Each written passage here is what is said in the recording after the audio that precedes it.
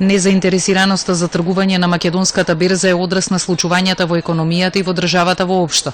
За да се натерат инвеститорите да вложуваат на пазарот на капитал, според аналитичарите, треба да се идентификуваат и привлечат нови компании, а државата да ги стимулира фирмите да котираат на берзата преку ослободување од даноци за нова емисија на акции или за исплата на дивиденда. Македонија според нив е затворен систем бидејќи законите не дозволуваат тргување на европските и светските берзи. Даночната политика кај нас цело време сме оденочени, на дивиденди, на капитални добитки на времето. Банките воопшто нема, каматите нема, тако третман.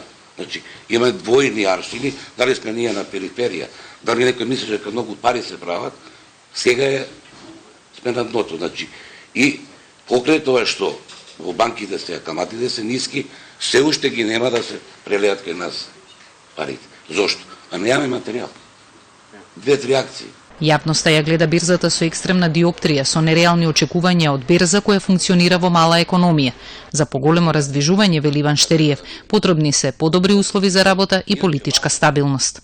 Секако, некоја корпоративна обврзница добро би ни дошла, уште некоја државна обврзница дизајнирана да привлече секундарно тргување, а не само да заврши веднаш во пензиските фондови. Добро би ни дошло. Регионалното поврзување, може би скромно, може би нескромно, ние сме главни поборници на таа идеја и конечно после толку години неуспешни обиди сега ќе имаме нешто конкретно. Преку поврзување на хрватската, бугарската и македонската берза, заинтересираните инвеститори ќе можат да тргуваат со вкупно 387 хартии од вредност, а до крајот на годинава ќе се приклучат и берзите од Белград и Љубљана.